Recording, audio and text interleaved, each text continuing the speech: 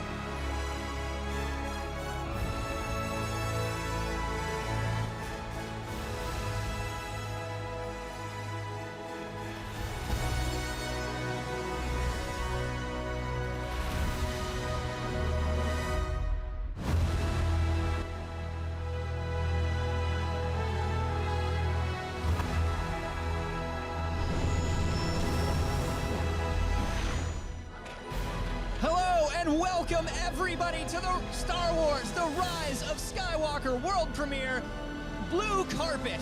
We are so excited to get to hang out with you all night long here on the main stage, surrounded by the best fans in the galaxy. Isn't that right? Yes, they are excited.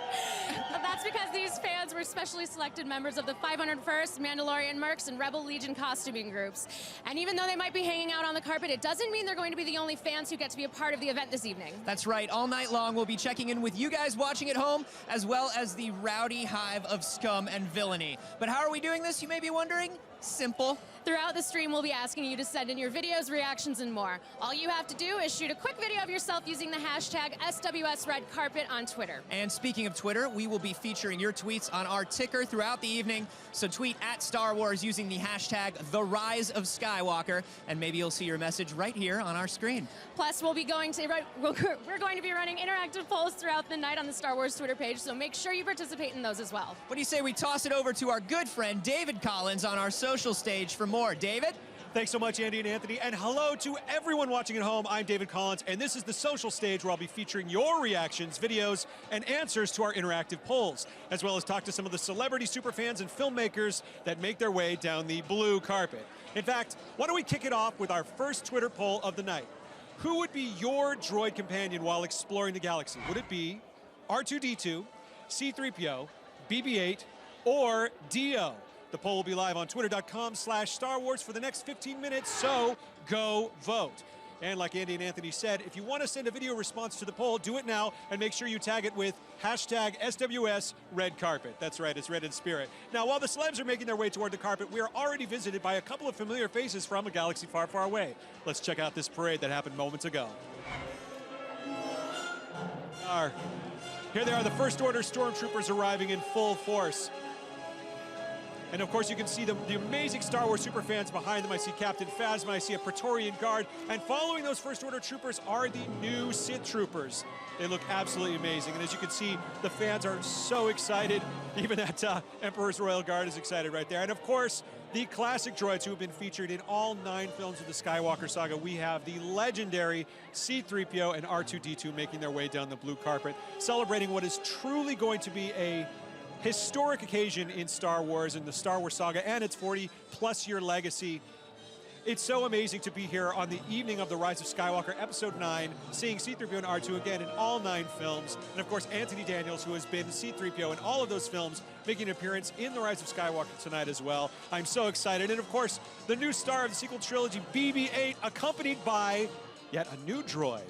This is Dio making his way down the blue carpet. Getting stopped by the First Order there, or at least a First Order head.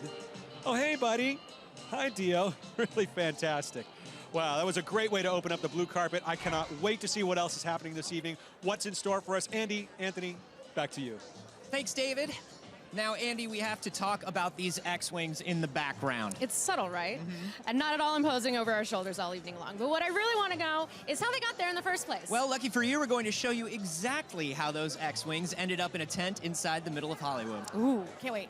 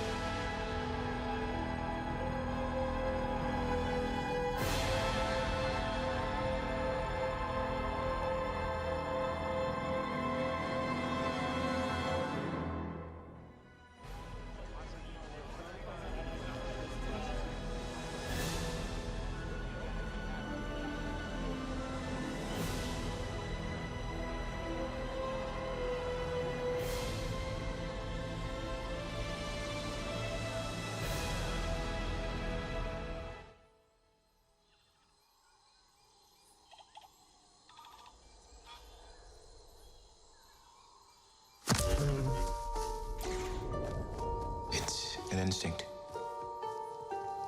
A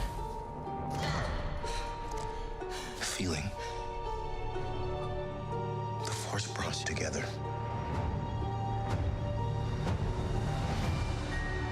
We're not alone. Good people will fight if we lead them. People keep telling me they know me. No one does. But I do.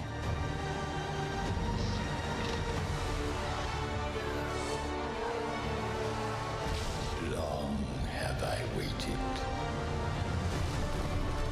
And now, you're coming together.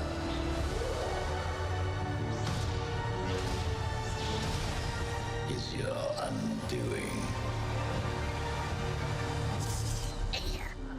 What are you doing there, 3PO? Taking one last look, sir, at my friends.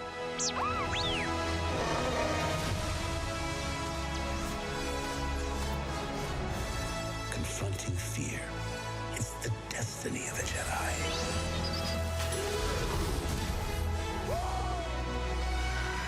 Your destiny.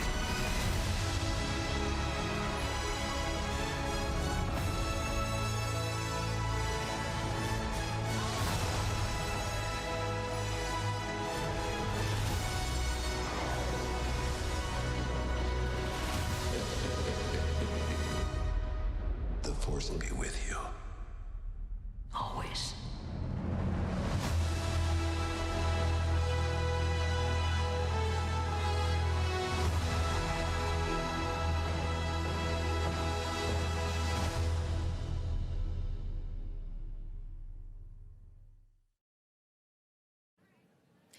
I'm here with VP and Executive Creative Director of Lucasfilm, Doug Chiang, and President and CEO of Porsche North America, Klaus Zelmer, who recently collaborated to create a brand new ship designed by the Designer Alliance, formed by Porsche and Lucasfilm, that is going to be revealed to the world for the first time ever, right here, right now.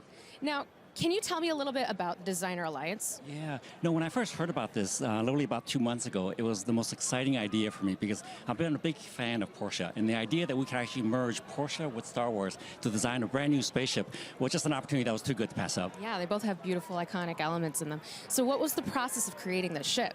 the process was really fast, because normally when we design for a spaceship for Star Wars, we would take about 2 or 3 months per ship.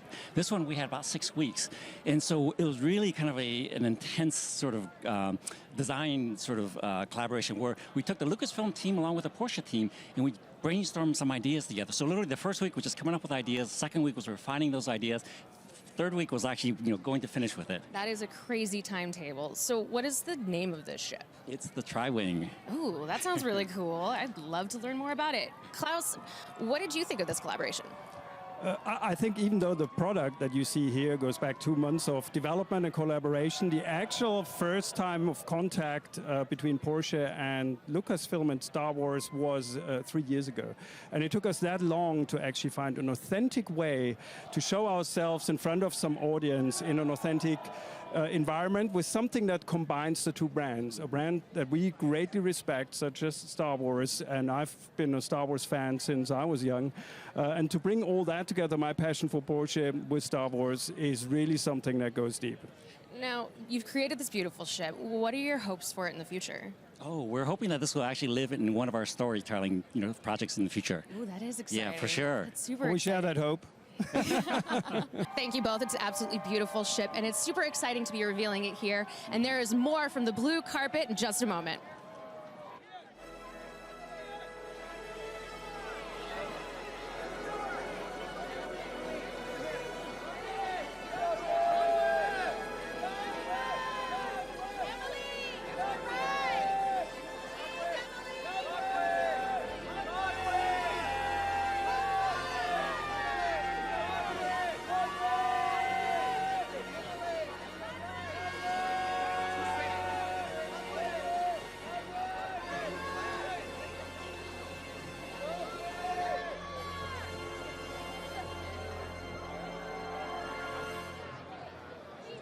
There are some amazing Star Wars props all up and down the carpet tonight. And of course, there are some amazing Star Wars props all throughout history. They are unique, they are valuable, they are wonderful. Well, we managed to con the Lucasfilm archivist, Madeline Burkett, into letting us put our grubby little paws all over some of these brand new, wonderful, valuable, screen-used props from Star Wars: The Rise of Skywalker. I don't know how we did it because I rarely wash my hands. Check this out.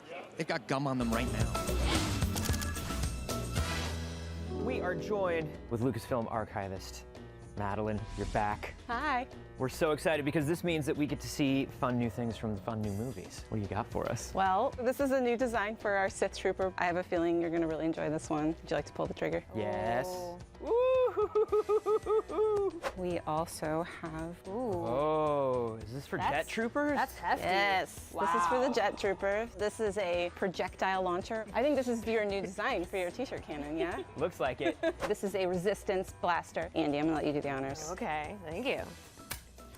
Oh, that's got the clicky in it. That's satisfying. This is Jana's blaster. It's got like an old 1900s blunderbussy, steampunky thing going with it. Another character that we see in The Rise of Skywalker who is an oldie but a goodie. I have a feeling you're gonna figure it out. This Lando? It's for Billy D. It's definitely Billy D has touched this. Of course. Of course Lando has this. Look at the pearl on the handle. Mother of pearl inlay. Oh yeah. So the next item might be one of my favorite props from this film. This is Lando's cane. Look at my hair go up on end for this. It really did. He has goosebumps. Ooh. You are such a nerd. That looks so good, though. That's really beautiful. What does the engraving say on it? The engraving says Baron Landonus Calrissian. If you look at this cane from the side, does that look, that design Looks look like familiar? Cloud City. It's like Cloud City, so this is the homage to Lando being the Baron of Cloud City. Does it feel good? Yeah, it does. Do you feel like a baron? I do feel like a baron, even more so than usual. This is Jana's quiver full of arrows. That is so fly. But I like the texturing on the Stormtrooper piece is really interesting and unique, though. And last but not least, Oh! Goodness me! this is a heavy blaster for a Sith Trooper. So that's a very large weapon for normal-sized dudes. That's one way to end this. Thank you. Thank you so much for showing us all these amazing props. What a fun job. Yeah, thanks for coming, guys.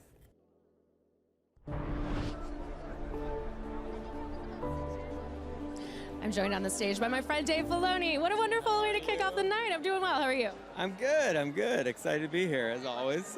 You've been kind of busy this year. We've got Mandalorian, which is now a couple episodes in, and it's a big hit. And we've got Clone Wars coming up next year. Is it kind of nice to be taking a back seat and just taking this one in? Love it. Absolutely. You know, the only thing that's better than making Star Wars is watching Star Wars. So that's what I'm here to do tonight. So I have to ask you about the child. I have to do it. It has to happen now that I have you here and I can have you trapped. Did you have any idea of how people would respond to him? Because it's been insane. No, I don't think you can plan for that. I mean, you just have to make something that you like and hope other people like it too on a simple level. And we all thought it was cute, but it's taken on a shape that I certainly couldn't have predicted. So it's pretty amazing. Now, you've got the Clone Wars coming back next year, which is super exciting, and I see a lot of the Clone Wars talent here in the crowd. You know, what's it like getting that band back together and getting all of these people back in the studio? It was fun. It was brief. You know, it was very brief, but it was very fun to do, and I think we all feel good about being able to wrap it up and finish the story, you know, on our terms, and I'm very pleased with how it's coming out. I'll actually finish it in a couple days. It'll be done. That's super exciting. Yeah. There's no downtime at all. No, Mando and Clone Wars, and then that's Clone Wars will be done, so that'll be good. And then I'll focus on Mando for now. That's great. Well, it's nice to actually see you here because you've been so incredibly busy. Good to see you. I'm on a plane a lot, but it's good. It's all good.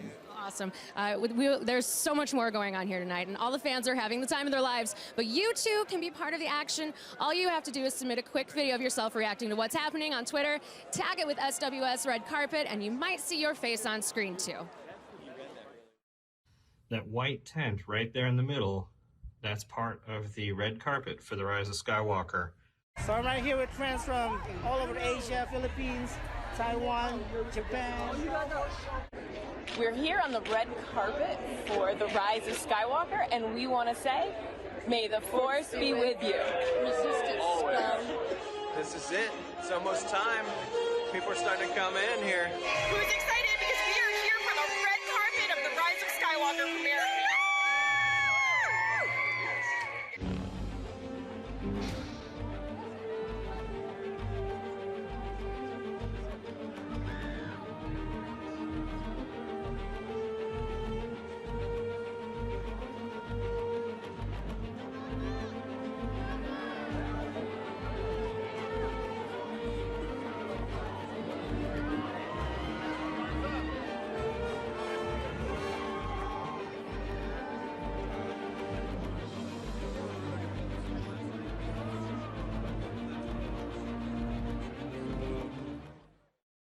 All we've done all this time. What are you doing there, 3PO? Taking one last look, sir, at my friends. Confronting fear. It's the destiny of a Jedi. Your destiny.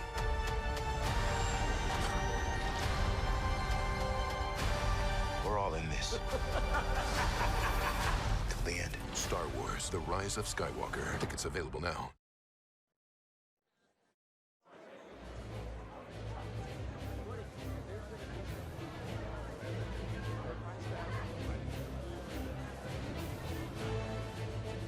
People have been voting feverishly on our Twitter, but before we reveal the results for which droid you'd want as a galactic exploring buddy, let's take a look at what you had to say. My droid companion would be BB-8 because we'd be throwing thumbs ups across the galaxy. Pew pew! Dio, because he is so cute. A C-3PO, because honestly, I don't mind hearing the odds. The most loyal droid of them all, R2. R2-D2, because he is really, really good at unlocking things and, you know, breaking into stuff. Like, we'd be, like, the galaxy's best robbers. I have to choose R2-D2. He is one of my all-time favorites. He's been there since the beginning. I want to see so much with him, and I just can't wait. It's going to be so much fun. I'd have to go with BB-8. You can fit all sorts of things in him. He's so mobile, he's so versatile, and so adorable. And the results for your favorite droid companion are right here. They're coming right up. R2-D2 in the lead, followed by BB-8, C-3PO, and DOL. R2-D2 is your favorite droid to have exploring across the galaxy. BB-8 in second, C-3PO, and then Dio, Holy Diver. He got 2%. Good for him. Wow, that was a surprise. We have a lot more to come tonight, including our latest poll launching right now. Which new cutie from the Rise of Skywalker are you most excited to meet? Are you most excited to meet Babu Frick or Claude? Vote now at Star Wars on Twitter, and we'll bring you the results in just a minute. And now we're going to go over to Anthony on the main stage. Anthony? Thanks, David. I am joined now by the legend himself, Mr. Frank Oz. Welcome, sir. Good to see you. Good to see you again. Oh, my gosh. This is something, huh? Oh, it's great. I mean, I've been to so many of them, and it's just always a thrill. You know, it's just great. It's got to be amazing to be here over 40 years later, kind of seeing this thing. A friend of mine had never seen any Star Wars. And they said, when should you start seeing Star Wars? And I thought, well, if you want to see me, I guess, you got to see the Yoda first. But that was 1980. I can't believe it. 1980. Good Lord, I can't believe we're both still walking. There are literally people where their entire life there has always been a Star Wars. Yeah, I've been very fortunate. I've been blessed. You know, George has been great, and working with these people. It's fantastic. It's a thrill every time. I mean, I'm not in this movie, by the way. I'm a freeloader. I'm enjoying myself now. I have no concern. But you were in The Last Jedi, and it took a lot of people by surprise. It was so wonderful to see Yoda again. How did it feel returning to that character for you? Oh, it was great. You know, and Yoda's in my heart, and there's no way around that I wouldn't jump on doing him again. I mean, he's a tremendous challenge, and that's what makes it wonderful. You know, but he's always inside me. You know, he's a great character that George and Larry wrote. He has become maybe the #1 spiritual guru, I think, for a lot of Star Wars fans. Obviously, there's a lot of wisdom from Master Yoda. Is there any particular sort of pearl of wisdom from Yoda that you really loved when you first read it or when you first saw it that you took to heart? As far as the dialogue goes, I think that is why you fail, because you don't believe it, which I think is the case. Well, it's very exciting to see you here. It's very exciting to have you here for The Rise of Skywalker, the final chapter in this saga. Thank you so much, Frank Oz. My pleasure. And I'm not even in it. I'm just totally here for fun. I'm not nervous at all. It's great. We have got to make this clear for the internet just in case. Frank Oz is not in this movie. But I'm having a great time because of it. It's great. Thanks, Frank. Bye, guys. All right, we've got more from the blue carpet coming up here in just a moment.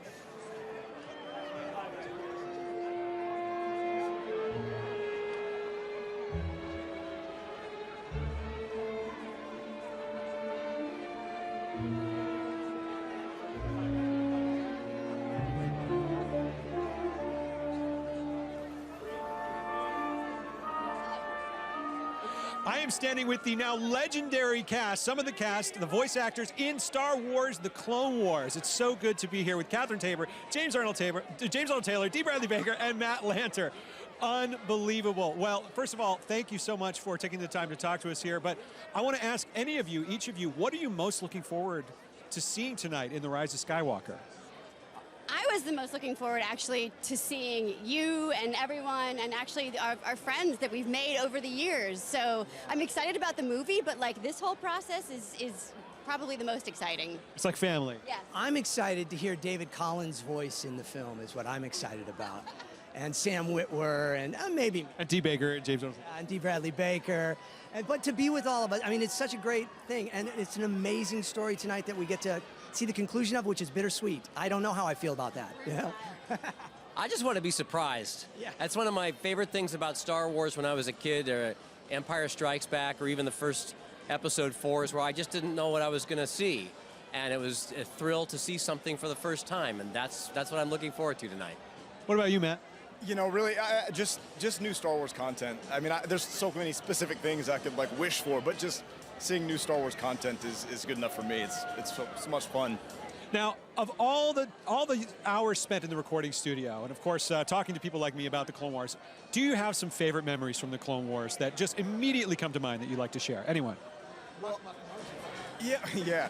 I mean, really, as opposed to kind of piggyback on what Kat was saying, a lot of like my really fond memories of the Clone Wars is really not necessarily in the booth. It's doing other things kind of that we were all doing together, like maybe up at the ranch and, you know, recording some stuff or seeing some stuff and making pasta in the ranch kitchen. You know what was awesome is seeing firsthand Ian Abercrombie, the late great Ian Abercrombie, become the most evil entity in the universe before your eyes. Such a kind, the he was so sweet.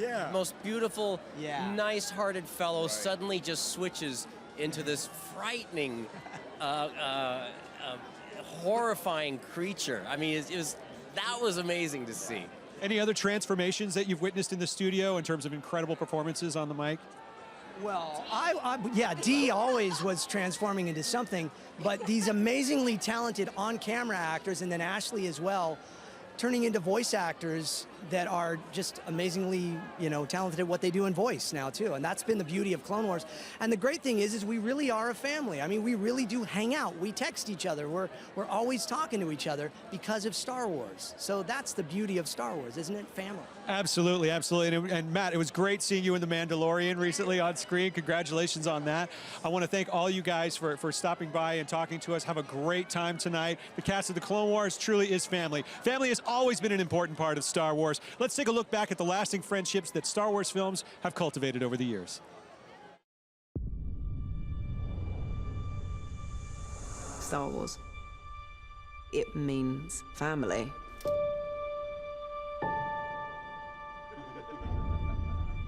The emotion of it all.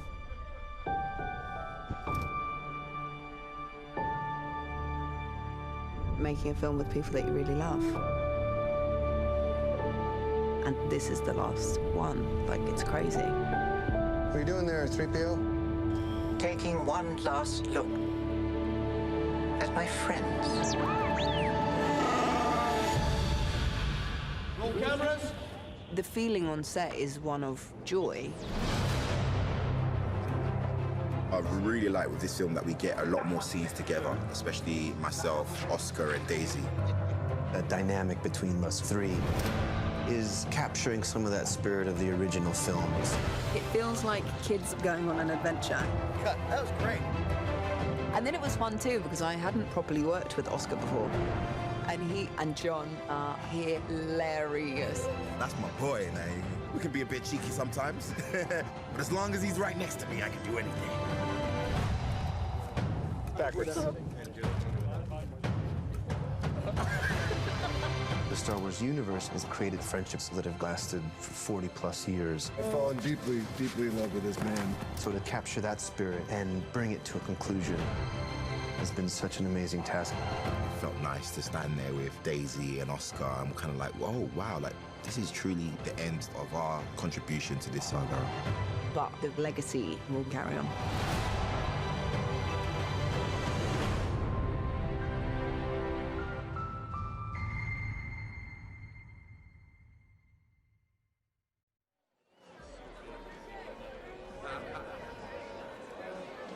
I am here on the blue carpet with Taran Killam. Taran, thank you so much for taking the time to talk to us. David, it is an honor to be here with the host of my favorite podcast, The Soundtrack Show, with David W. Collins. Look it up. It is informative. It is joyful. You won't be sorry.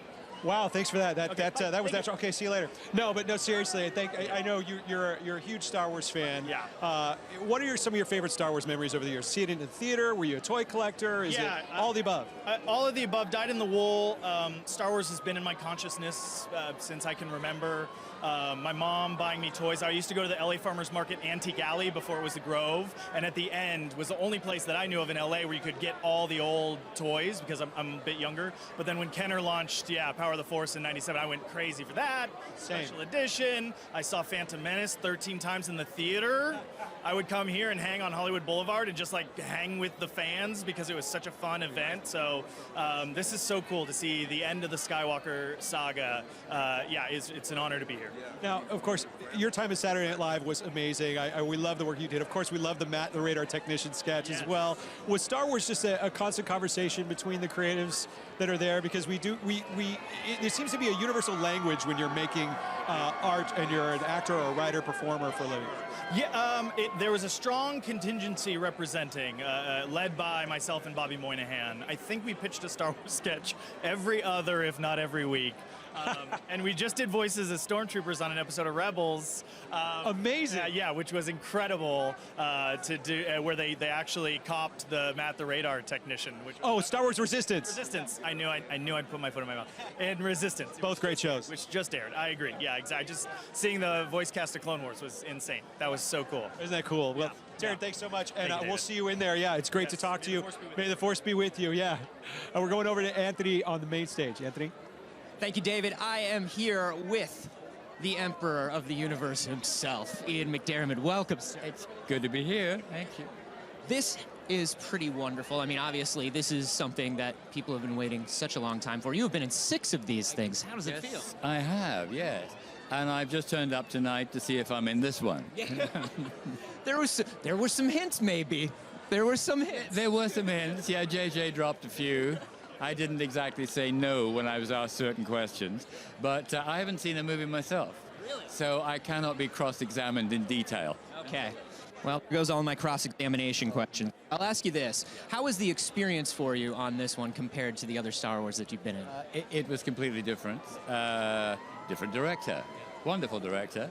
JJ, who just pouring with enthusiasm and creative intelligence. Enormously exciting to work with him. He's great fun. And before it was George, of course, who is an equally intelligent, exciting, challenging director. They're completely different styles. And so it was wonderful to get 2 different wonderful people on the other side of the camera, helping me be as evil as possible. And the Emperor is just so brilliantly and wonderfully evil.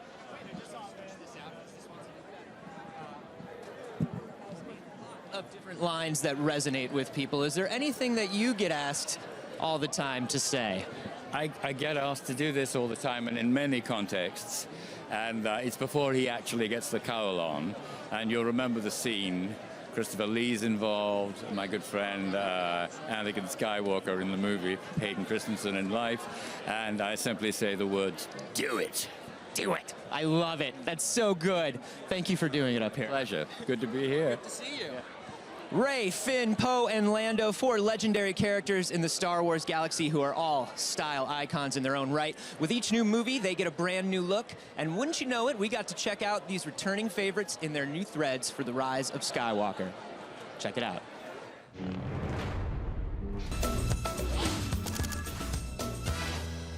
So we're standing here in front of some of the new costumes from the Rise of Skywalker. Can you show us around their new wear? Sure. Want to start with Rey? So this is Rey's new look that we see in Rise of Skywalker. Obviously, she's still wearing her wrap dress and her obi belt, but then the white hood is an homage to Leia. The arm wraps that she wears, these are actually leather this time. This has got to be so much faster. Slide it right on. Let's move on to Finn. Yeah. It's kind of like the first look we really see Finn wear, that he's coming to his own, and while he's still wearing a jacket that's a little bit of an homage to the jacket that Poe gives him at the beginning of The Force Awakens, it's still his own design. The pants have details in them that are riding pants. If you're riding a horse on top of a Star Destroyer, these are what you want. Fashion, man. Fashion. Let's talk about Poe. Because Poe is vastly different. I feel like everybody looks more breezy and comfortable this time. Got nice breathable linen. Yeah, some breathable linen, but some super tough leather pants. And a great man bag. Snacks are key. Snacks. Snacks. Let's talk about the return of the Baron. So this is Lando's look. The yellow shirt, the teal lining inside of his cape. His weapon is in a front holster that is an homage from Return of the Jedi. Because he's got to show it off. He's got to show it off. Because it's beautiful. Yeah. And this is a silk cape, wool pants, silk top, nothing but the best. Nothing but the best. Leather belt, of course. He's older now. He knows how to spend his money. You know what I mean? He spends it on high quality fabrics and not quantity of capes.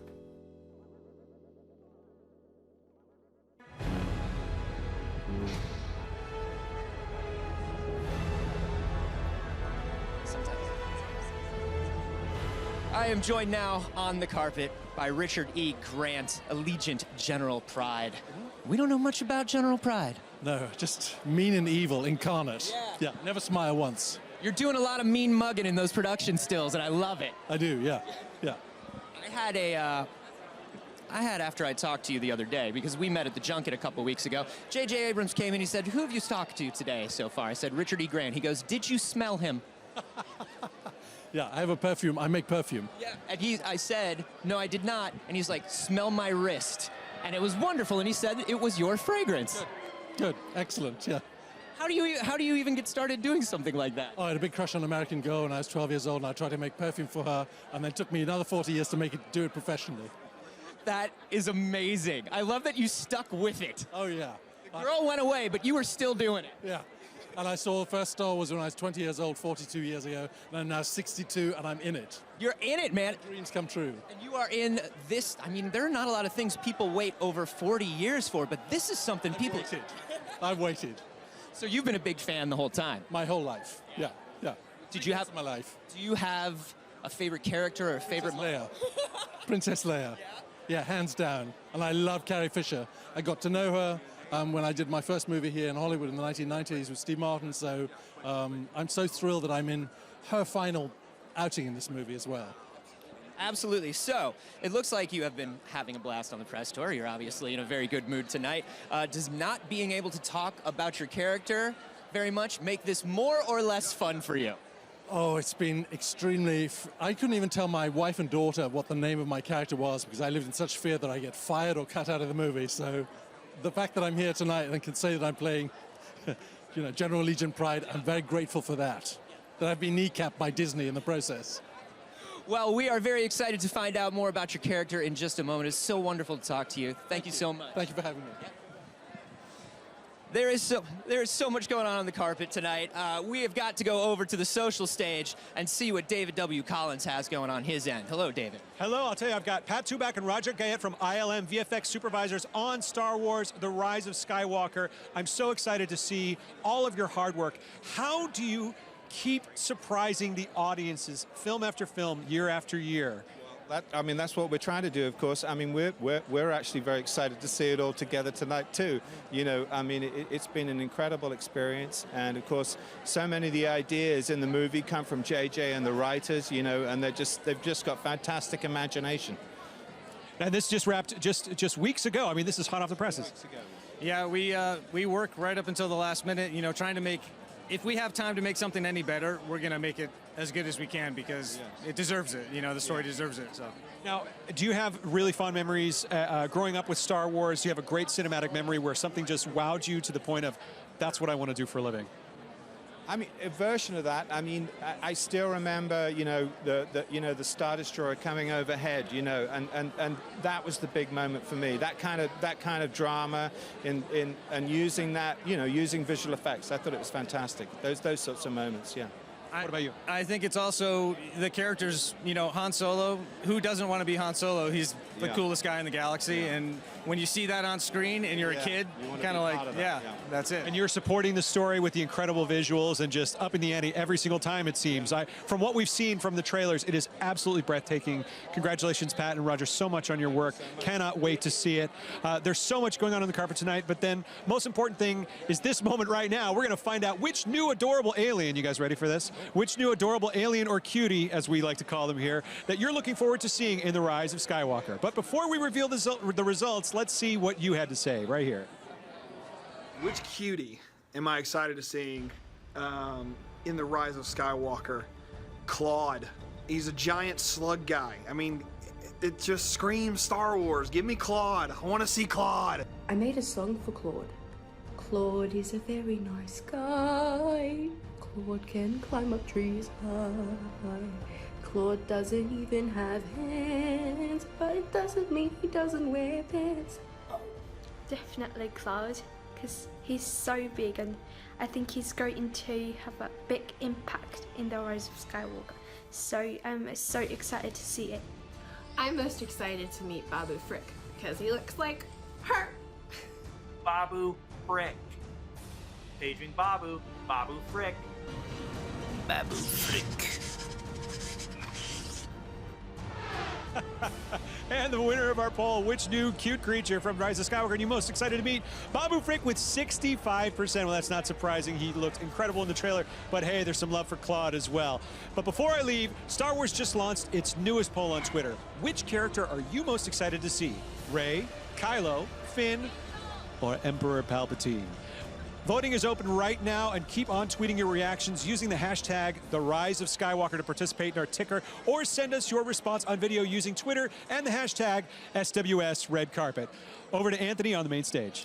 Yeah, I'm here with somebody who is very unhappy with the results of that last poll, David Collins. I'm here with Greg Grunberg, Claude's buddy. Snap Wexley. Maybe you heard of him. How do you feel about these results? I think that's just wrong.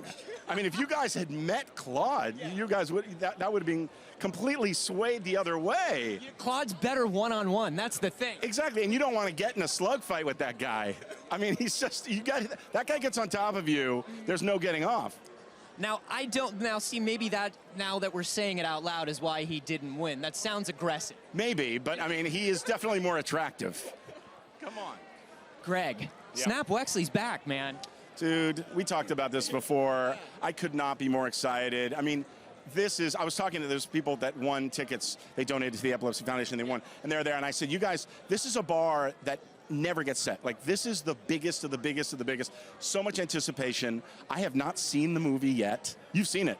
I have not seen it. You have not seen it? Okay, so both of us. Claude hasn't seen it. Claude has not seen it. No, he just saw that, though, and he's depressed. You gotta get him. He was in an Uber on the way here, and he saw that on his phone, and he was like, turn it around. You know how many drivers didn't want to pick him up? Yeah. I mean, come on. I am really excited. I'm so thrilled. I mean, come on. Snap Wexley's back. Yeah. That's the way it should be. And so here's the thing that's crazy, right? Is there was a cast screening. Some people have seen a little bit of it or seen cuts of it, but you still don't know how much Snap is in there. Yeah, I wasn't available, and you know, JJ's my best friend, so.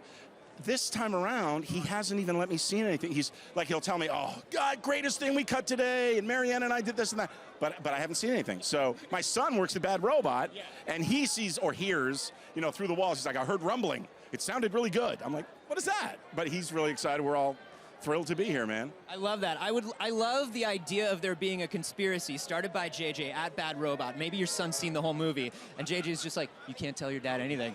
Don't tell him anything." That's all I need. Have you seen the Star Wars show around? I have seen the those Star Wars guys? show. I'm looking for them, and I can't. Dude, they just did a survey, and Claude lost. Who's the other character that was in the survey? Babu Frick. Well, there he is. Babu Frick, get over here. Babu Frick what or happened? Claude, who would you want to hang out with? Babu Frick or Claude? Well, Claude, he's a funny guy, so and definitely Claude. He's about your height. Exactly. Yeah. So we could look each other in the eye. Exactly. I love this guy. He comes up. This is what tall people do. No, this is what tall people do. They come in and they're just like, "It's my room now. It's my stage now." You don't understand. No. Seriously though, can I just tell you something about this guy? Yeah, we don't need you. I gotta say, nobody. Every time. This happens to me every time. Nobody better. Get used to it, buddy. No, can I give you a little love right now? Seriously? Yes. Nobody better, nobody more deserving. You are the greatest. By the way, online, the way you respond to fans, the things you send out, you're just the best, dude. He's the best. Thanks, Greg. Thank you, Greg. You are the best. Thank you, I am Greg. the best, but I mean, this guy is just incredible. Greg is the best. Greg is the real Greg deal. is the best. Yeah. Snap Wexley's back. Returns. Exactly. But now you have to leave because apparently there's a tall person here. Okay, good. Enjoy. Have fun. Look at how sharp. Well, look at this thank suit is from the future. Look at this suit. That is a pretty cool suit. I appreciate that. That is so cool. Bye, Thank Greg. you. See you, Greg. You, come here. We're going to tag out. All right. I love you. Hey. How you doing, my man? Good. Oh, man. Hi. I already ditched my heels, so this is going to be really awkward. I'm glad you have your own mic. It's so good to see you. So do you. That's an awesome suit. Thank you. So you're back. It's Chewbacca, and it's wonderful, and we're so happy to see you. Now, I have to ask, because Chewbacca has his lines written out in the script, right? So, you know, what did it sound like when you would read your lines or speak on set? Well, it depends. If it's a short line, it's just a... Oh, so but if it's something meaningful, I usually, because I know they will put over the Chewbacca bear sound effect, usually. Oh, so you're actively translating. Right. So I'm doing a version for my fellow actors to impress them. That's so kind of That's you. my goal. And sometimes I do Wookiee English, so sometimes I say, it's a nice party here. You know, so I say something like I don't know that. if I would be able to focus or just bust out laughing every time I hear you do It's that. difficult for everybody. Yeah, you would not be the first. So, you're obviously known for playing Chewbacca, but you're very tall. And do you get but since you're in the mask the whole time, oh my gosh, thank you so much easier. Like this more? Since you're in the mask all the time, are you able to still go out in public, or do people just recognize you for being tall already? Not a lot of people recognize me, which That's is, crazy. I guess it's a great thing. But I mean, I take it either way. To people, I'm either, oh, that guy must play basketball, or that guy's Chewbacca. So, they're let's, right. it's all good. Now, what has been the most surprising thing for you in playing Chewbacca? Because I mean, you've been having such a fun time throughout this whole process. You know, your family's growing. You've got them here with you tonight. Is there anything that surprised you about these events? The one thing that surprised me about Chewbacca is that how kids are divided between, maybe 80% of kids love Chewbacca, but the other 20%, they might be scared initially, but eventually they all come around. And when kids are visiting the set, I love giving them a show of what it feels like to meet Chewbacca, and so I go into full character mode, and sometimes I forget to come out, but Well, that's amazing. But it's so great. And it's a wonderful legacy that you're carrying on with this character. We're super excited to have you back. Thank you so much. Thanks for having me. Thank you. So we're going to head over to David Collins on the blue carpet. Droid's been part of Star Wars from day one, inspiring a lot of people to follow a career in science and robotics because of it. Recently, Star Wars, Force for Change, and First Robotics held the Build My Droid contest, a design competition that let contestants design their own droid.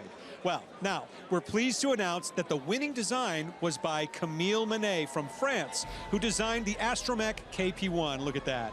And whose design will be featured in a future Star Wars story set in the Star Wars galaxy and will be also physically brought to life by special effects legend Neil Scanlon. Congratulations, and we can't wait to see that droid in a galaxy far, far away. All right, we're more blue carpet, red carpet, more carpet action coming right up.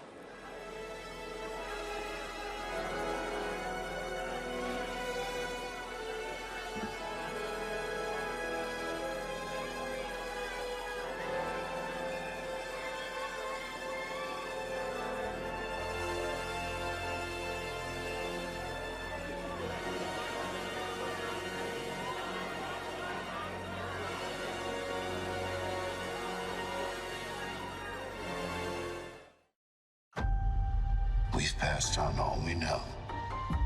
1,000 generations live in you now. But this is your fight. On December 20th, the saga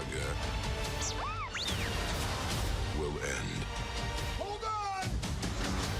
Let the final battle begin.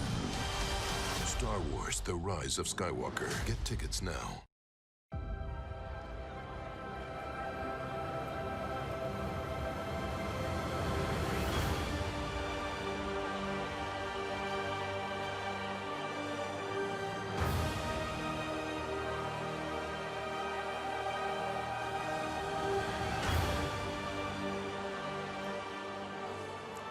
I'm joined here on the stage by one of my favorite people, one of the best people in Star Wars, Ahmed Best. Hi, how are you doing tonight? I'm very good, thank you. How are you? Doing well. It's so good to see you. See you too. So, you came to Celebration this year, and there was an amazing, amazing reception, and now you're here on the blue carpet with us, and you're returning to Star Wars in a different role.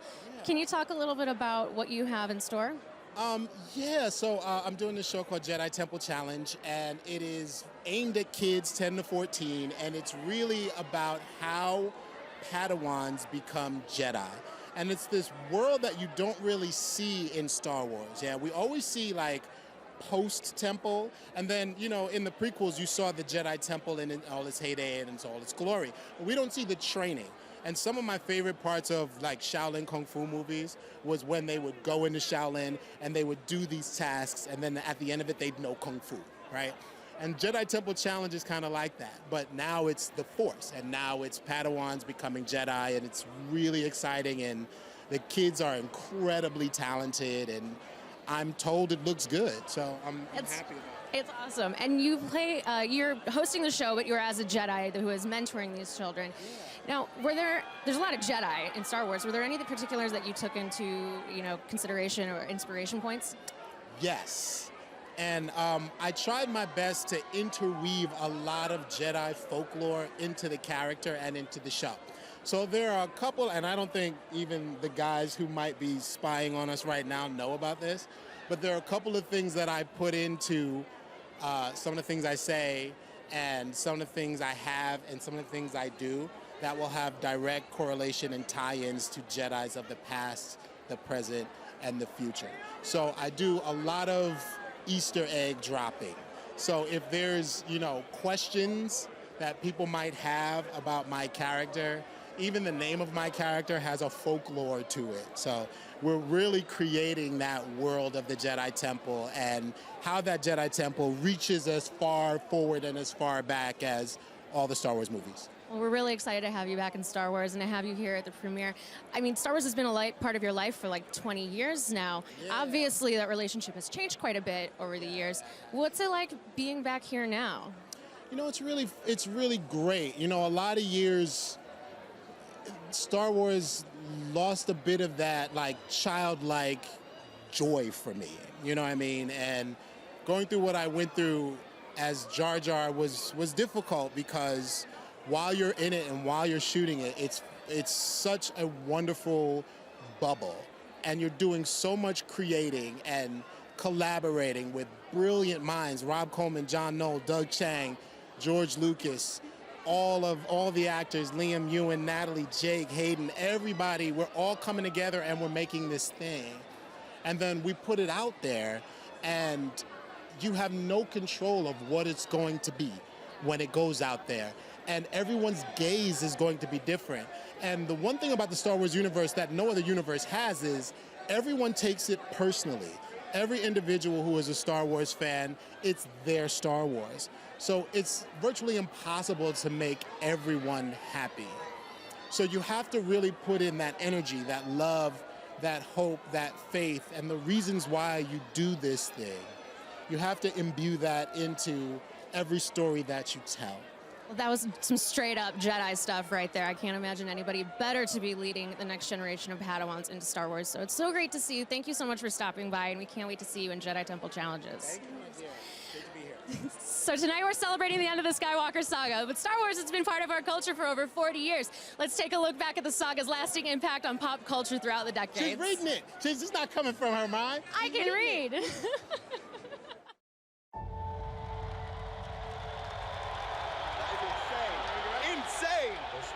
Phenomenon is captivating the nation with lines North America's newspapers is none other than Star Wars Jedi. You can't run from Star Wars frenzy. The very first time I saw the word Star Wars. 217, take 9. And 3, 2, 1, action.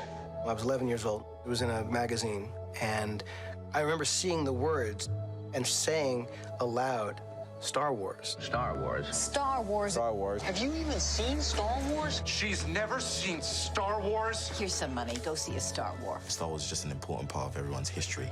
He signed his action figure. Right here. I sat outside the theater to watch them at midnight with my dad. It was designed to fire the imaginations of every girl or boy who yearns for adventure. People's love for it, it's just massive.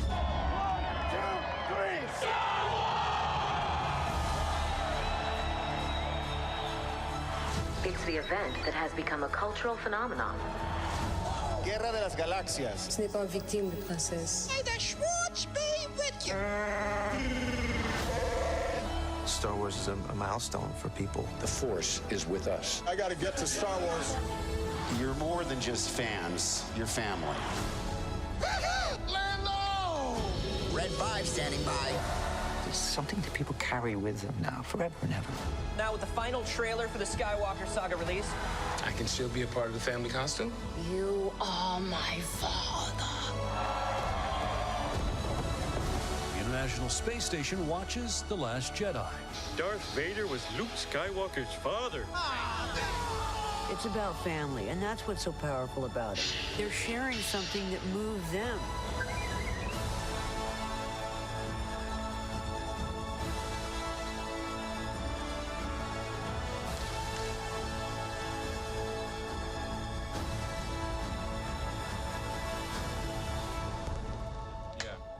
You're glad that you're finishing, but savoring every moment because you know it is the last.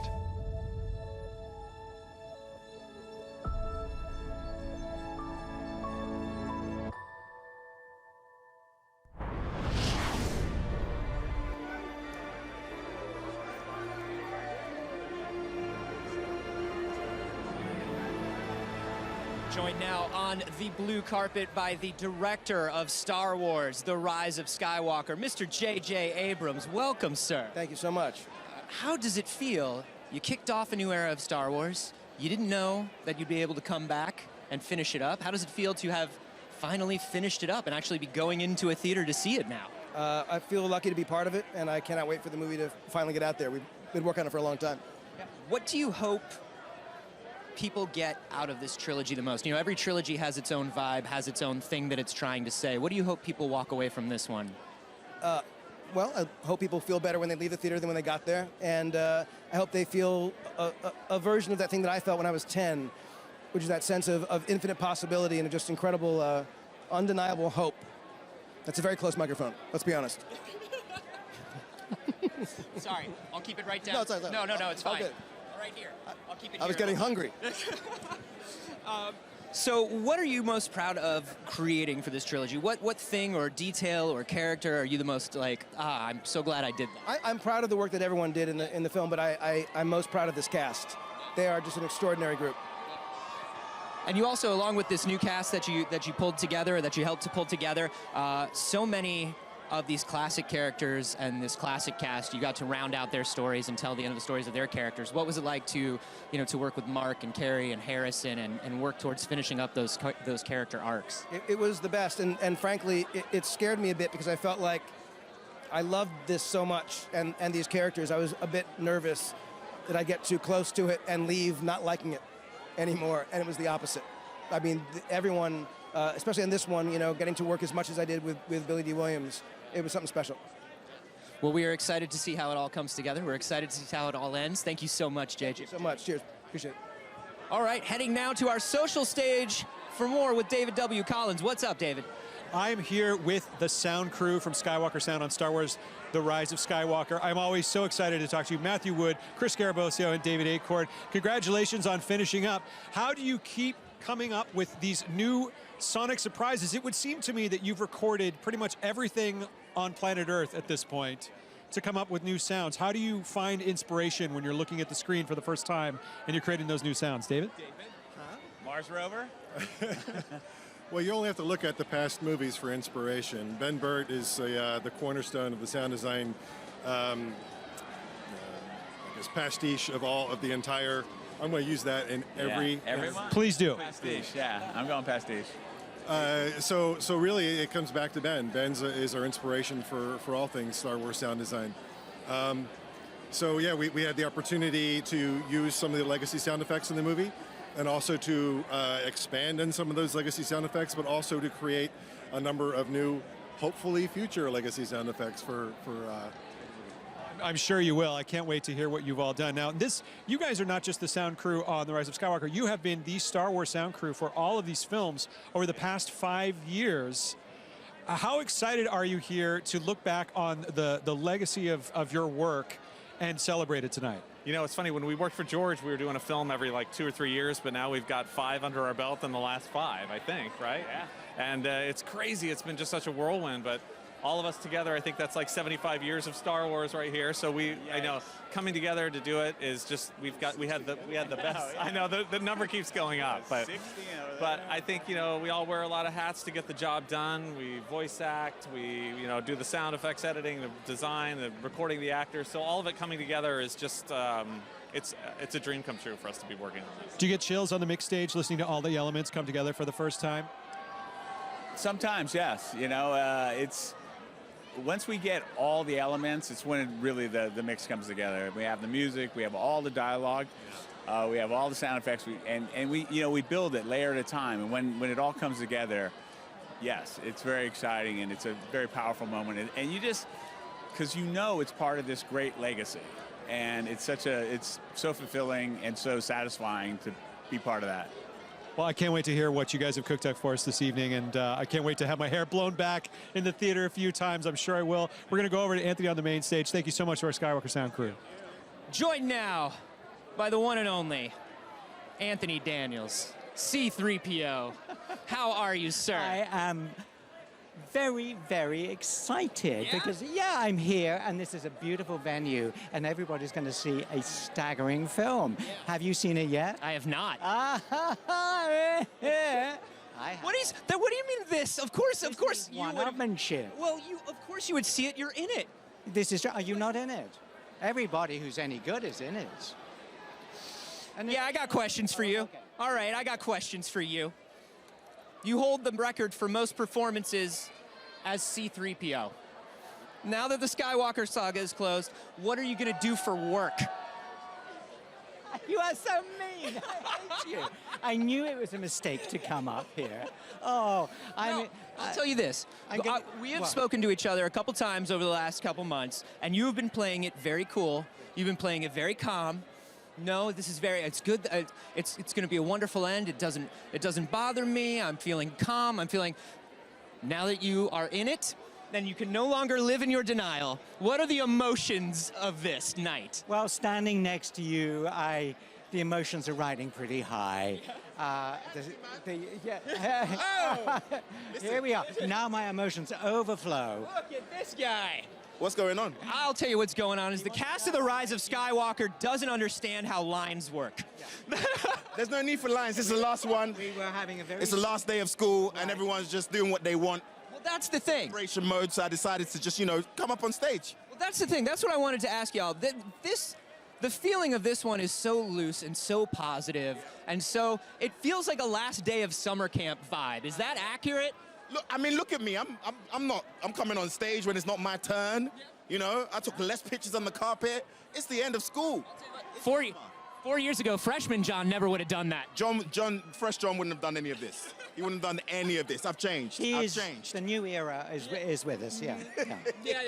For me, retirement looms. I don't know, book reading. Lies. I've got a C-3PO biopic in the mix, and I think that it's going to be very, very cool. Since I've got the two of you up here together, let's talk about how much the entire ensemble is together in this movie, right? Everybody has been kind of scattered to the wind in the last one, but now you've all come together, you're in one ship, it's on one adventure. How did it feel to be all working together all the time? I think that's the biggest thing to me about this one was reading the script and finding out that I was going to have a consistency with the other castmates. Not only that, C-3PO is with us on the journey like he was with the original characters. I don't know, having C-3PO there consistently makes me feel more officially in Star Wars than anything. So, that made me feel like I'm in Star Wars now. You hear that? You make people feel like they're in Star Wars. Look, even George Lucas felt it was Star Wars when I was there. What can you say? It doesn't get better than that. He is Star Wars, by the way. And modest. He is Star Wars and modest. Yeah, 100%. Yeah, I'm going to teach you the art of modesty one day. I appreciate it. Anthony Daniels, John Boyega, we are so excited to see the film.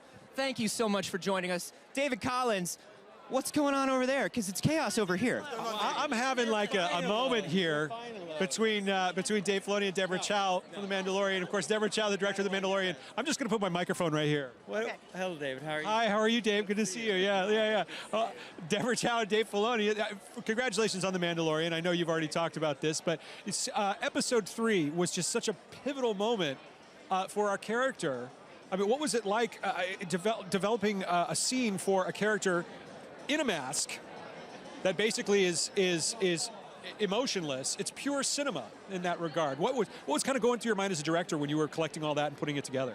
I think for Dave and I, because we shot right first up, so we were block shooting 1 and 3 together, and I think one of the biggest challenges for us is that we did have a character that was fully with no face and no eyes, so a lot of it became about the movement and the physicality of the character. About every little gesture became really important. I think as well for one, right? I think so. Yeah, it was weird because the first day I shot, I didn't think I had a human face. I had Mando and I had the Ugnaught. And then it came out that having Deb was just instrumental for me because I would talk to her at the end of the day going, Deb, am I anywhere close to getting this right? And it was really great to have someone with her experience, while I was shooting my first stuff, besides just John. I had great directors like Deb to lean on for all kinds of advice, and that was just huge for me. So Yeah. Was it a big jump for you going into Star Wars, or you kind of had an action background and an understanding of the aesthetic? I love genre and I love fantasy and sci-fi, and so that was intentional that I was every show I was doing was in that genre. So I came from that, but obviously Star Wars is a different thing, and I think for me that's where when we were block shooting and through the course of the show is where someone like Dave is instrumental for me, because just having the canon and feeling secure within that any little question, because everything is so important, every detail. So having Dave there, and then also having John too, just kind of gives you a security that you can have freedom to play within that, Well, I got to tell you, there have been so many moments in The Mandalorian where I just jumped out of my seat and just loved it. Of course, the premiere episode 3, I was just blown away by. So thank you so much for that. I know where I've seen you both before. You're X-Wing pilots for the New Republic. Is that? That was not my idea. That was Dave's idea. That was a we were joke, not supposed though. to have dialogue. I was joking that wouldn't it be funny if me, Rick, and Deb did the X-Wing pilots, and John just took that as an audition, and he hung on to it all the way up to the day we were shooting it. I don't think the three of us thought we were going to do it. And then none of us were going to do it if one person bailed. So we all had to do it. We all had to do it together. And I guess it worked. I mean, It worked. We looked like 3 pilots that got cut from the original film. No. You looked so comfortable in those cockpits. I got to tell you. There were the people in the movies, and then there were us, and they cut us, and then they used it later. I was fine with that. It was great. Well, I love The Mandalorian so much. I love what you're contributing on a weekly basis on Disney Plus. It's just been fantastic. I can't wait to see more. I can't wait for the new episode that's coming out. Tomorrow? No, Wednesday. Is it Wednesday? Yeah, that's fantastic. Well, thank you so much for your time. Enjoy your time tonight with Star Wars: The Rise of Skywalker. And over to Andy on the main stage. I'm joined here on the blue carpet by Keri Russell, Zori Bliss. We are just marveling at the energy and the excitement and the size of this event going on right now. This is your first Star Wars premiere, and you're in Star Wars. Tell me what you're feeling right now. This is my first, but I have to say my most favorite moment is the stars. I mean, like, it's kind of amazing. It's very effective. It's so effective. It like instantly puts you in this mood, which is kind of what being in a Star Wars movie. I mean, the second you hear that music, which JJ let a group of us watch it all together last week, and you hear that music, you're in. Right. You are so in. I mean, so you've already seen the movie, and I'm sure you're very, very excited, but seeing it in theater with fans has got to be like next level exciting for you guys. Massive next level. So excited. So we've talked in the past about how, you're a masked character for most of this time, and you're, possibly making faces at us under the mask that we don't know about. So were you actually allowed to make the pew pew sounds when you were firing blasters? Because we know that no one can resist doing it. No one can resist. I've actually been told in movies, we can hear you making the gun sound. Like you don't make it, and we can see your mouth making it. I was like, oh, and you can't unmake it because it's unavoidable. And now you're like, helmet, score, pew pew pew. Yes, no. Yes. So we still don't know a ton about your character, and we'll get to know a lot about her tonight. But what has been the most surprising thing for you about this experience and this journey to releasing this film? Just how epic it is. I mean, I think I obviously remember Star Wars movies, and it's one of my earliest memories of film, actually, and it's like massive mythic storytelling. But I think sitting there in the theater and hearing that music, it's something that brings everyone together. I feel like everyone has a visceral response to these stories. So I think just the enormity and the massive cinematic respect of being a part of something like this. Yeah, you're part of it. That's amazing. We're super excited to see you tonight, and thank you so much for stopping by. There is going to be more from the blue carpet from the Rise of Skywalker world premiere in just a moment.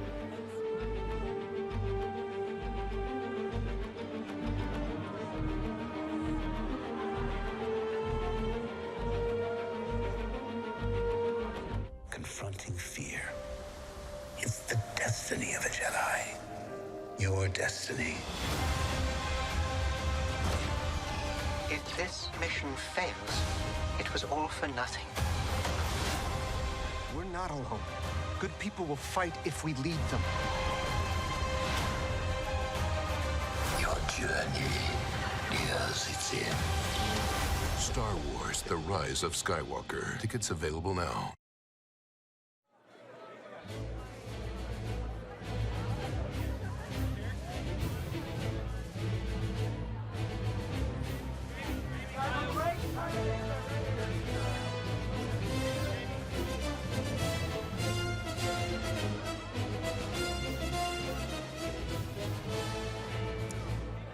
I'm joined here on the stage by the legend, the one and only Mark Hamill.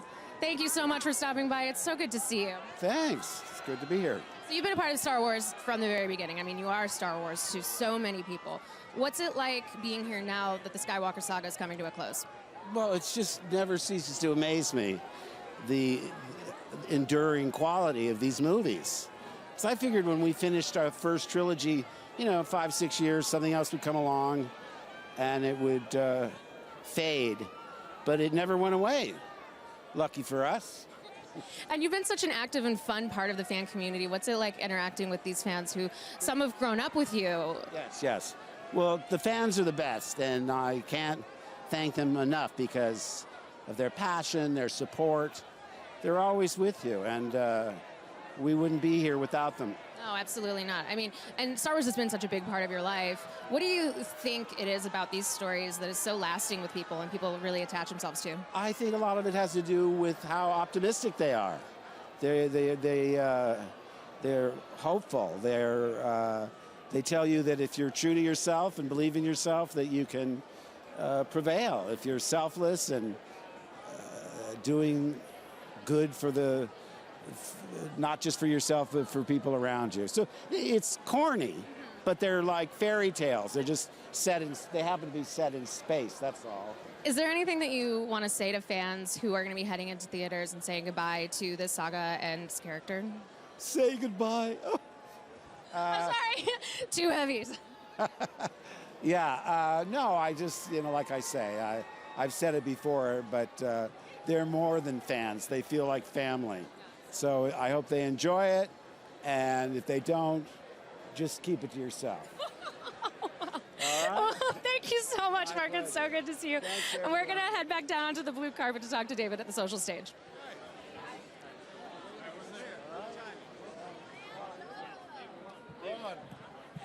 I'm here with Billy Dee Williams, Lando Calrissian himself. How does this red carpet compare to the red carpet, say, for Empire Strikes Back and Return of the Jedi? Are you excited to be here? Well, it's all red carpet to me. I don't know. I mean, it was very exciting then. It's very exciting now. What was it like going back into the cockpit of the Millennium Falcon when you were shooting this? It was a lot of fun. Yeah. Did it bring back memories? Yeah, I guess. Yeah, of course. Now, is there anything that you remember from the shoot that you're emotionally really excited about tonight that you really want fans to see? Of course, you can't, without giving away any spoilers, is there anything that... I haven't seen this yet, so... You haven't seen it yet? No, so this will be the first time for me. So we all get to see a movie with Billy Dee Williams for the first time. Oh, amazing. Now, you've been interacting with the fan community for years. What is it about Star Wars fans that keeps you coming back to talk to Star Wars fans again and again? You've been so great with them. Well, I do these conventions, and so I do a lot of Q&As. So, and it's always very interesting to talk to people from 40 years ago and up to now. Yeah. And I think the thing is, I was thinking about it the other day, I think what's interesting about the experience is that not only is it good action adventure stuff, but it addresses the dark side and the light side, good and evil, outside of who we are. But it also addresses the dark side and the light side within ourselves. For something that looks so fantastic, sounds so fantastic, it is deeply human and spiritual in that way, would you say? Very much so. Well, Billy Dee Williams, it's always fantastic talking to you. I'm so excited to see you on the silver screen again tonight. Congratulations on what an incredible legacy you have and just this amazing 9-part saga. I'm so glad you're back. Thank you. Absolutely. Have a great time tonight. And hey, if I'm on screen, you know what that means. It's time for your poll results. And like always, let's see which character you are most excited to see in Star Wars: The Rise of Skywalker. And the official winner is... Let's see, do we have a poll? No poll? There it is. Excited to see in The Rise of Skywalker is Kylo Ren, because I'm very curious to see how he's going to lead the First Order as the new Supreme Leader. Which character will I be most pleased to see in the final story of Skywalker? Who else? I'm looking forward to Rey, Finn, Kylo, and the Emperor. All of them. Don't make me choose. Obviously Kylo Ren, because he's awesome. I am most excited to see Palpatine, because he's just so deliciously evil. Definitely Kylo Ren. I love my girl Rey, but Kylo Ren's my number one. Kylo Ren. The Emperor. And let's see the winner of the poll. Which character are you most excited to see in The Rise of Skywalker? There's Rey, Finn, Kylo Ren, Emperor, Palpatine with 43%. Wow, we have truly gone to the dark side. I am so excited to see Palpatine back in Star Wars tonight. Oh, as to be expected, quite frankly. He's such an incredible character. And now, the final poll of the evening, and this one is tough. Which side calls to you? The light side or the dark side of the Force? Get your votes in right now on our Twitter, and I'll be back in a few with the results. The fate of the galaxy depends on you. We're going over to the main stage. Hey guys, I am joined here on the stage by Kathleen Kennedy, Michelle Rejwan, and a new face, but sort of a same face. Yeah, kind of a similar face. We've got a lot of twins in Star Wars. This is your twin sister, Connie. It is, my twin sister, Connie, and we were just walking down the blue carpet, talking to fans, and they thought Connie was me. So I thought, well, we could get twice as many sides of this red carpet, blue carpet done. So I thought we should introduce Connie, so in the future you know who she is. So this is amazing. I mean, you've got a lot of power here. You could totally impersonate her. You just go around dropping spoilers or... Spoilers, Connie. No yeah, spoilers. Anybody wants to hear a spoiler, I'm the one to talk to. We're gonna send them your way. Yeah. Just spill everything. So we're here, 5 years after oh my gosh, we're here 5 years after Force Awakens, and now we're seeing the end of the Skywalker saga. What's it like closing out this trilogy with this amazing cast? It's, I have to say, it's a mixture of emotions, I have to say, because we've had such an incredible time. It's just flown by these 5 years and doing these 3 movies, and to realize that we're completing the saga, and we're not finishing the Skywalkers necessarily. They could always, in one way or another, reappear, but for right now, it is bringing it to a close. Michelle, producing this film has been, a long project for all you guys. What's it like finally getting some closure on it and getting to see it with an audience tonight?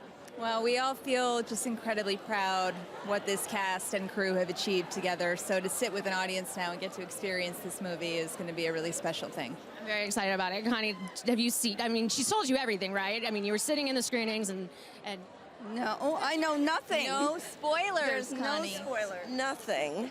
And in fact, the audience tonight is the first audience, truly the first audience that we've seen watch the film and will have seen the film. So it's pretty exciting for all of us. That's always got to be an amazing feeling, finally releasing it into the world, and we're really excited to see it. So thank you so much for stopping by. Can't wait to see it tonight. And all night long, we have been getting some great fan videos from everyone at home, even a few from fan viewing parties, but there's still time to get yours in. Head to Twitter, shoot a video of you reacting to the stream, what you like, what you're looking forward to, things you can't believe, answers to our poll questions, anything. Tag it with hashtag #SWSRedCarpet, and like magic, your face might be part of the show. So I'm currently in Miami. I'm watching the live stream on my laptop. Really wish I was there in person, but I'm always going to be there at heart. So I'm very excited to see how this story comes to an end. I am so excited! It's so close! I cannot wait! Greetings from Malta, watching the red carpet in virtual reality. I am here on the blue carpet with Taran Killam. Taran, thank you so much for taking the time to talk to us. I should be studying for finals. But they're so right. Star Wars is a family. And it's changed my life and meant so much to me.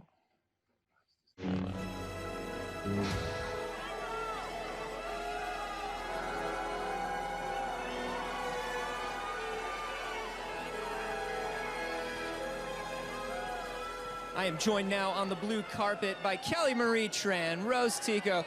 How you doing, Tran? You loose? You feeling good? Oh my gosh, I'm loose. I'm feeling yes. They do not respect lines. The cast of The Rise of Skywalker. What the hell? There is an order to these things. Oh, amazing. Hi, babe. Oh, hello. Okay, for real. This is a fabulous duo right here. This is great. This is my girl. We've been waiting for this. We have. So, I have to say, one of my questions for you was going to be, now that everybody was working together as an ensemble, who did you have a close relationship with? But then I thought, every time I've seen the two of you over the last 2 months, you are like inseparable. I know. Like latch at the hip. We just went to Texas to do NASA. We met astronauts. We were astronauts. It was incredible. Yeah, the first car I've ever driven has been a space rover. It was a rover. She was great. She did a great job. I did. Yeah, you did a great job too. A little bit, but I cannot get over how. Were you like on a game show? Did you win a trip to space camp? What happened? I think that's how it happens when you get into Star Wars. You just win. Yeah, everyone's like, we do space stuff too. Come hang out with us. So that's awesome. So you went on a trip together. You were driving lunar rovers together. What was the experience working together like? How was it? I mean, this girl, I think that, I feel this way about a lot of people, but you are so intelligent and funny and sweet and beautiful and grounded. You know how talented this girl is? Like, legit, every time I see Kelly, I'm like... I'm sorry, go into what is that the international sign for, just so I know. It's like, oh my gosh, I'm hanging out with a cool lady. Ooh, she's awesome. Oh my gosh, I seriously had the best time with you. Yeah. I feel like we became friends immediately and now have memories that we will never forget. Yeah, and I will see you soon because guess who's moving to... This is like... Oh, catch up. We're about to party all the time. No, legit, we're about to get down. And by party, I mean like watch movies in our PJs. Obviously. Well, I feel like that was informative. I feel like we got all the answers we needed about the Rise of Skywalker and these characters. You two are wonderful. Thank you so much for being here with us. We're excited to see you. Gate crash. No. It is par for the course tonight, apparently. David Collins, what's going on over there? I'm here with Ming-Na Wen, who played Fennec Shand in The Mandalorian. What an incredible bounty hunter. So much screen presence. What was it like getting into that wardrobe, that costume? Did you really feel the character? Well, first of all, the fact that I got a Star Wars project was beyond belief. Really, yes. I mean, I am such a love. The Force was my religion. You have to understand.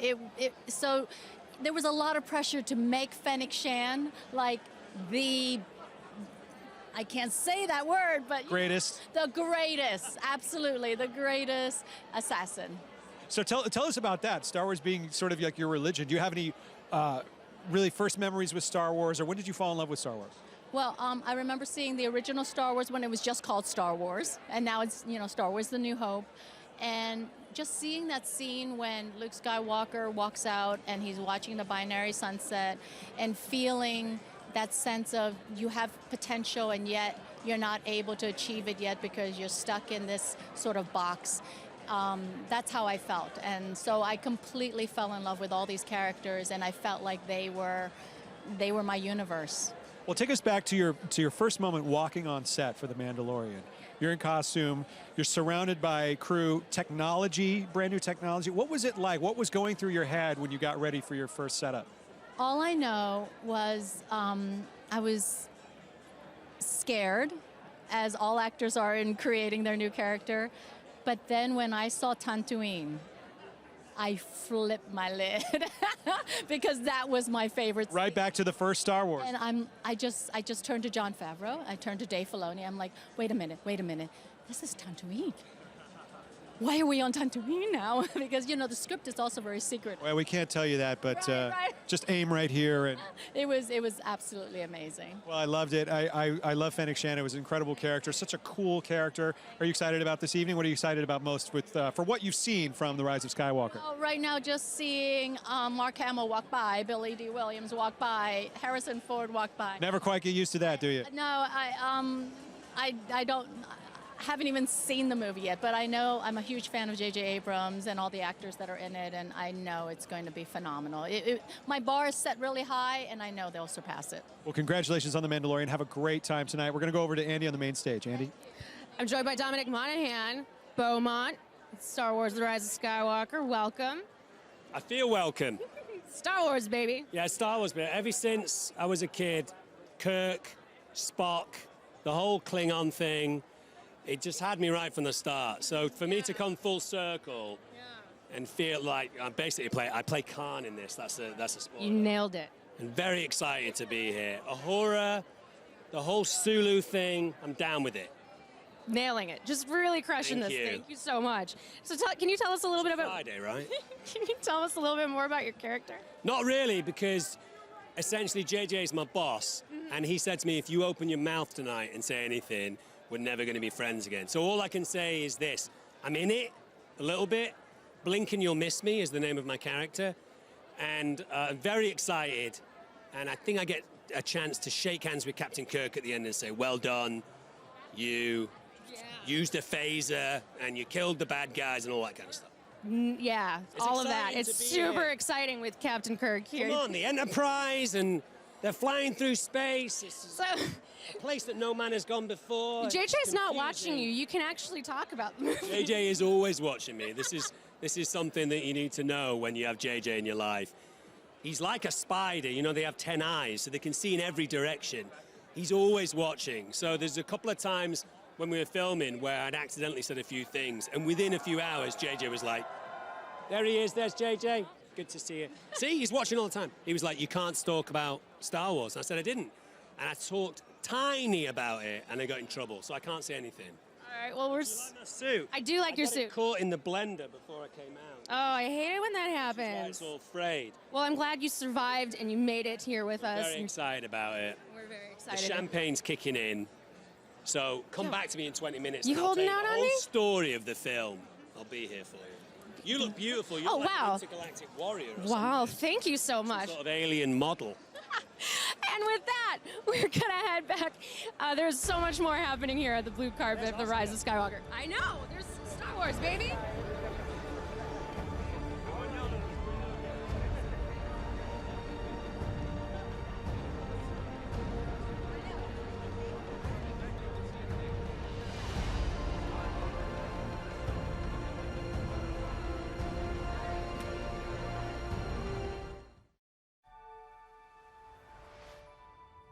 Confronting fear. It's the destiny of a Jedi. Your destiny.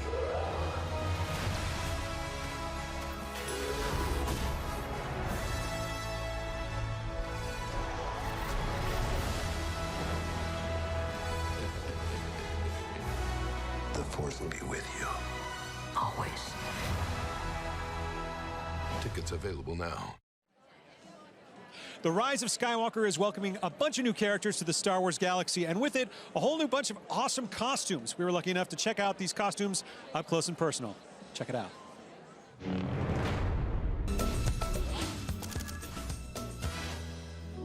Okay, now let's take a look at some of the new characters, some of the brand new costumes we're going to be seeing in Rise of Skywalker, starting with Janna. Some of the pieces I really like on Janna's costume are scavenged pieces from other elements that we've seen in Star Wars before, like the macro binoculars. This is a bracer, which is like an arm guard, and then her glove is designed specially for archery as well. Finger, yeah. Cool.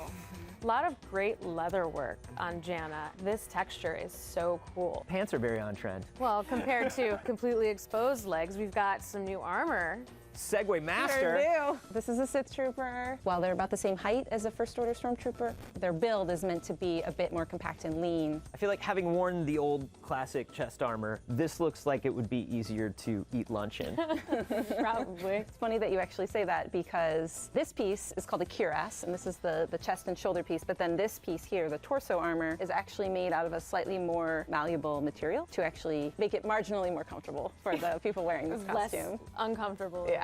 This is the Jet Trooper. Tell me about this. This is actually an homage to a Ralph McQuarrie production painting. And this propulsion logo, because this character has a jetpack built into the back armor, since it is the actual back armor piece that attaches to the chest plate, it actually takes a Phillips head screwdriver to actually keep the actor wearing the suit. So in order for it to attach, They have to be like, Oh yeah, you can see up here. they're really like in it. They're really in it. And then one other little detail that I really like on this suit are these fins. Oh. The arm fins and then the ankle fins. Well, Madeline, thank you so much for showing these off. We are very excited to see more of these costumes in the Rise of Skywalker. Always nice having you guys here.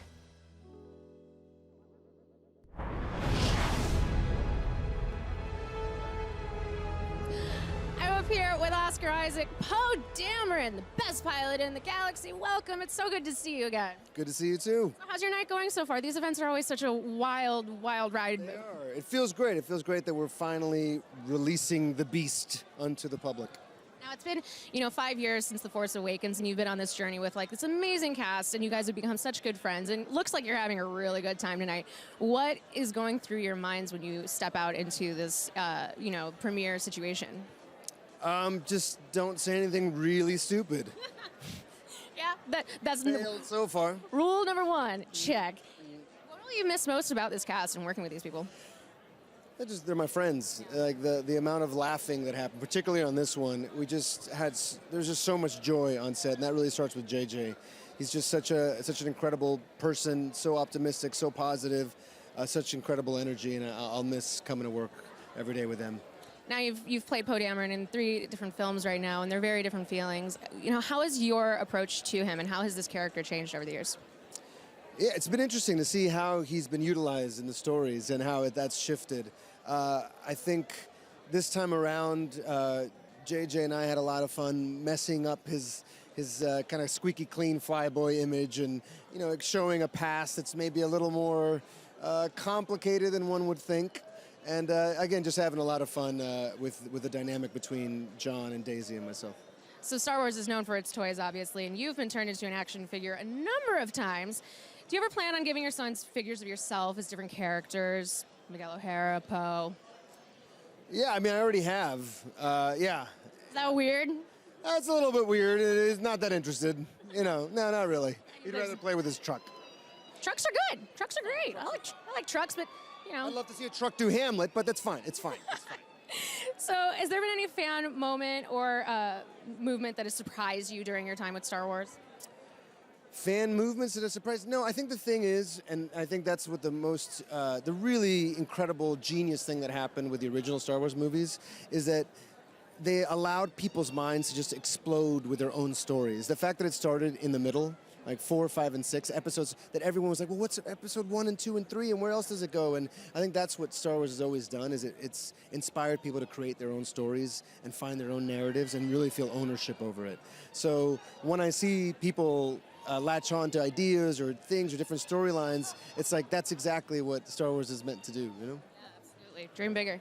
Well, we're going to head back down to David Collins on the social stage. Thank you so much for joining us, and I can't wait to see this film tonight. Yes, I hope you like it.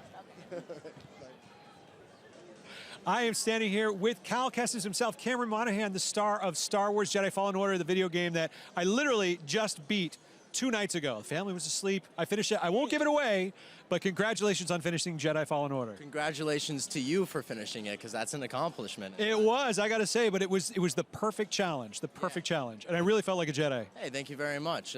Thanks for enjoying it. I'm glad you made it. Now, what was it like, looking back on it, what was it like doing that whole process? Because it was a combination of motion capture, voiceover, likeness capture. What was that experience like for you? It was amazing. It's not that dissimilar from doing live action, except you have a lot more freedom. You get to use your imagination a lot more. The motion capture process, for those who aren't familiar with it, you wear the suit with all the balls on it. They put points on your face, lots of dots, and then you have a big camera on a stick attached to your head. So that's not like the most natural thing in the world to be able to do that. But then again, neither is acting on a green screen or something like that. Sure, yeah. But ultimately, it felt like a very similar process. They really gave us a lot of room to explore the characters, to explore these moments, and to really just have some fun. And that's the thing. It was fun the entire way through. I mean, not only because it's a dream to be part of the Star Wars world, but just because it was a joy to be Cal Kestis and to interact with all the characters.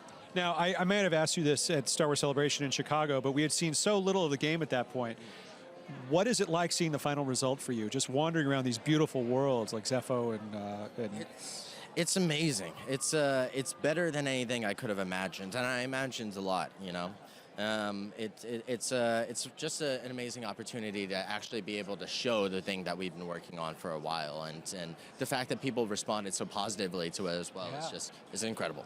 What are you looking forward to most tonight of what you've seen? The trailers, Rise of Skywalker looks incredible. I mean, yeah, it's just to see an end to the saga overall, to see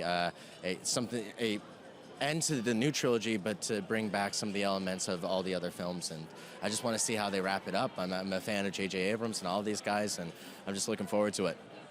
Well, I'm looking forward to it as well. We are just moments away from actually seeing Star Wars: The Rise of Skywalker. It's almost out in the world. Star Wars is known for its vast galaxy of planets as well. We mentioned a couple from Jedi Fallen Order. And the desert planet of Pasaana is no exception. Here now is what happened when Rey, Finn, Poe, Chewie, and 3PO discover a new trick the First Order troopers can do in this clip from Star Wars: The Rise of Skywalker.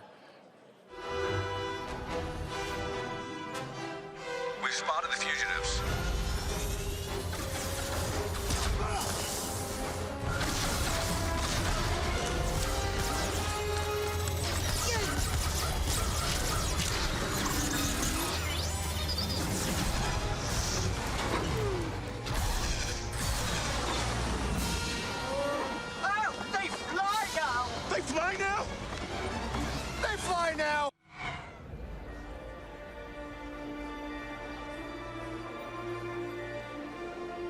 I am joined now by Daisy Ridley. Is this a live stream? It's the live stream. Hi, Mum. Hi, Dad. Hi, Rose. Hi, Vaughn. Hi, Rich. Hi, Tom. Hi, Mom and Dad and Rose and the other 17, Yvonne and Rich and Tom. They're actually up watching. I can't believe it. Oh, that's amazing. Yeah. Wow. European time? European time. Good for them. Yeah. That's a good group. Yeah. Thank you. I want to start off with an apology to you because after the Last Jedi premiere, I went to the after party and there was a big plate of desserts that had your name on it, and I didn't see you in the room. I ate them all. Mother. I didn't see you, and they looked delicious. There were 2 macarons on it. I think I went back and had a bowl of pasta at the hotel. Yeah. So I'm okay? I think you're all right, yeah. All right. I'll remember it, though. I would keep an eye if they have that on. If they have that tonight, keep an eye on me. Any sweet treat? I have no willpower. None at all. Was it vegan sweet treats? Yes, they were. Well then.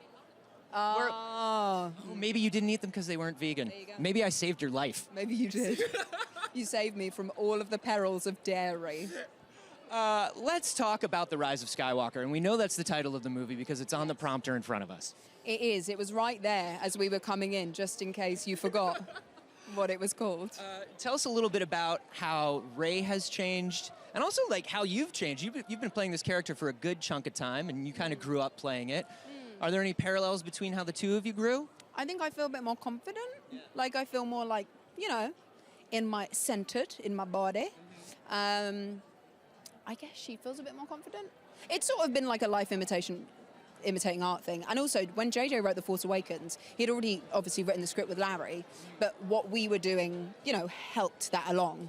And I would say that probably happened a bit in this. But Rey is still incredibly earnest.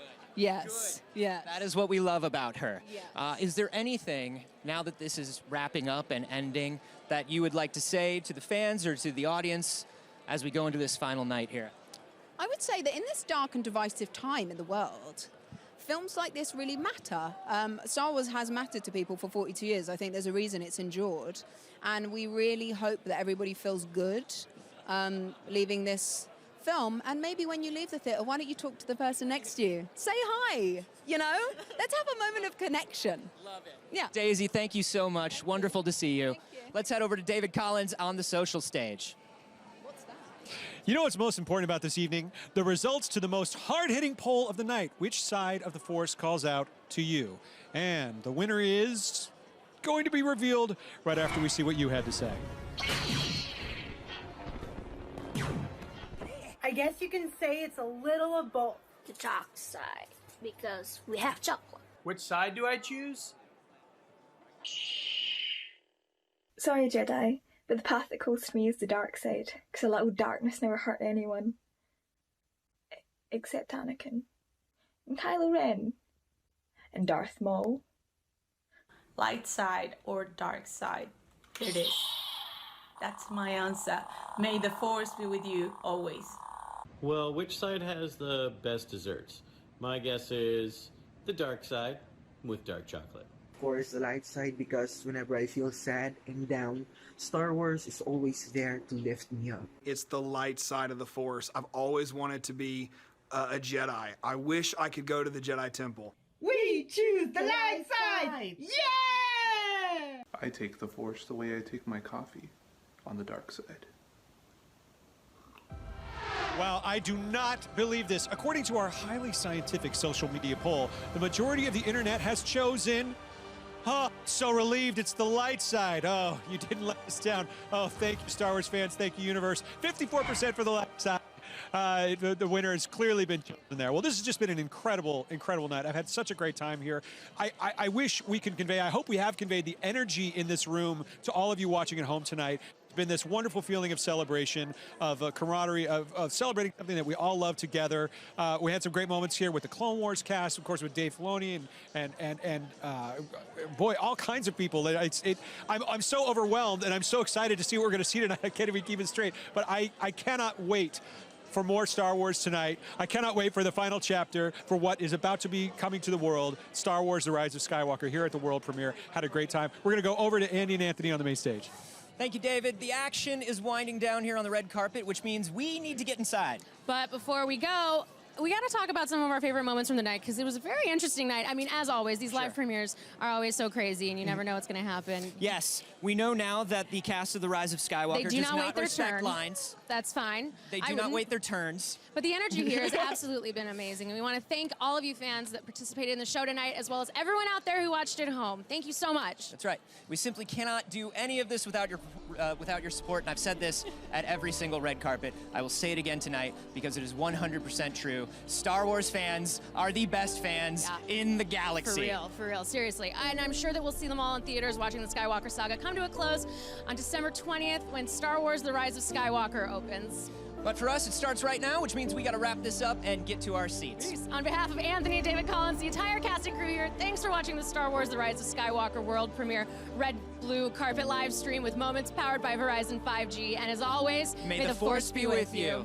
We did it.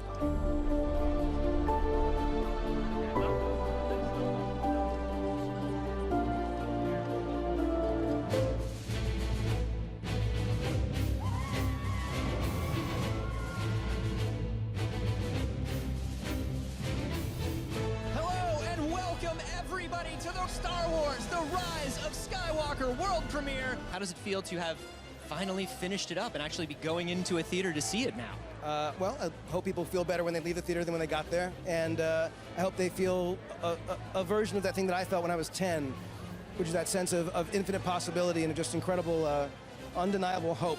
I've just turned up tonight to see if I'm in this one. Just mean and evil incarnate. Yeah, never smile once. Do it. The emotions are riding pretty high.